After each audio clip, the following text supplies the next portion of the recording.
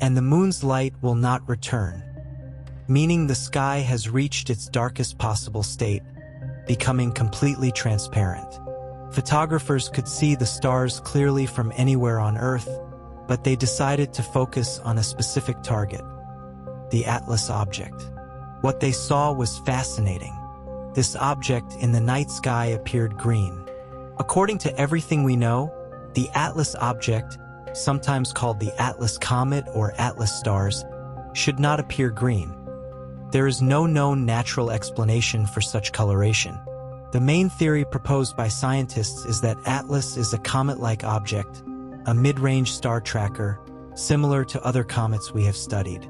It has a gaseous, swirling layer called a coma, and a tail that extends outward like a bat's wings.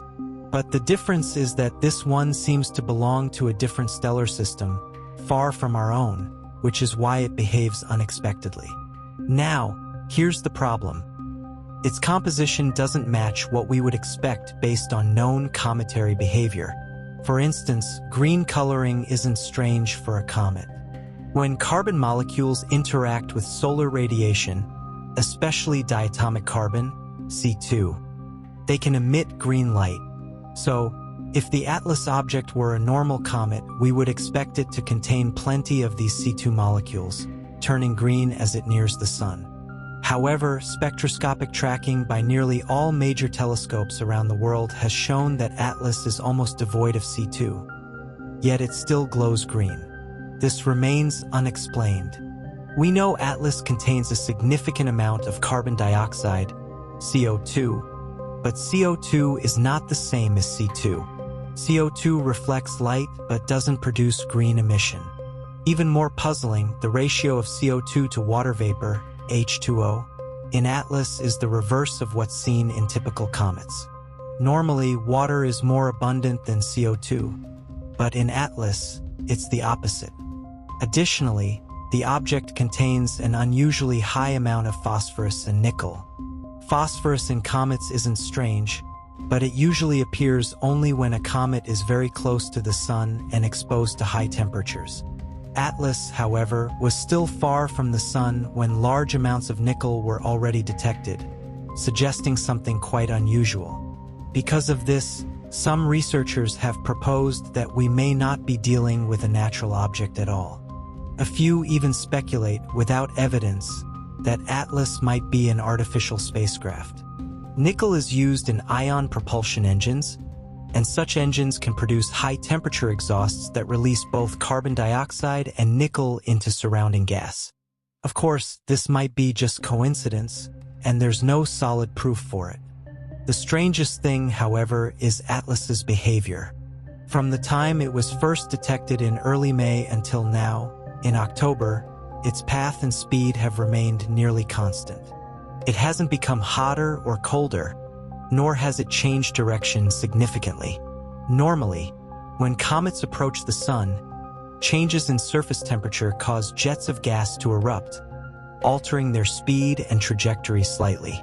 These changes are known as non-gravitational accelerations and are usually measured in kilometers per day. In contrast, Atlas's daily change in trajectory was only about 1.5 kilometers per day, extremely small. By comparison, Comet 2I/Borisov showed variations of over 100 kilometers per day, Comet Hale-Bopp about 10 kilometers per day, and Oumuamua as much as 1,000 kilometers per day. So even among other interstellar or long-period comets, Atlas's motion is unusually steady and controlled, almost as if it's being guided. Of course, there could be a natural explanation for this stable movement.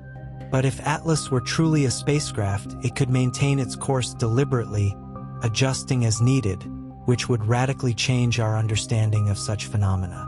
Predictions show that Atlas will pass on the far side of the sun, opposite the Earth, meaning we won't be able to observe it closely.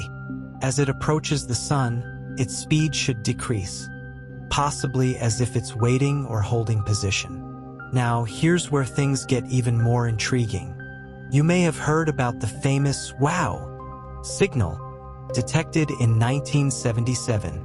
This radio signal was picked up by scientists at Ohio State University using the Big Ear radio telescope, a massive structure that listened to the depths of space. One day, the telescope recorded an extremely strong, narrowband radio signal that lasted 72 seconds. The astronomer who first noticed it wrote, "Wow," on the printout, and that name has stuck ever since. The signal didn't originate from any known human, solar, or planetary source. It appeared to come from the direction of the constellation Sagittarius. Sending a signal like that from interstellar space would require enormous amounts of energy, possibly from a civilization capable of harnessing stellar power. If natural, it must have been caused by a rare, intense phenomenon within a star itself. Another fascinating detail: the WOW signal's frequency was 1,420 megahertz, the same as the hydrogen line, the most fundamental radio frequency in the universe. Hydrogen is the most abundant element in space, and any intelligent civilization would likely choose that frequency for communication, since it's universally recognizable. In the 5 decades since, no other signal quite like it has ever been detected again. But recently, scientists noticed something interesting. The direction of Atlas's movement matches the same region of the sky from which the WOW signal originated.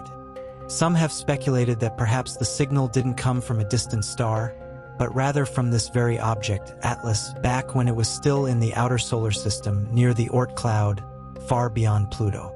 Maybe it sent that message before beginning its journey toward us. Of course, this is only a hypothesis, unproven and likely to remain so. But it's a reminder that when we face mysteries like this, we must keep an open mind and remember that the universe is full of endless possibilities. Maybe, just maybe, it's on its way to us right now.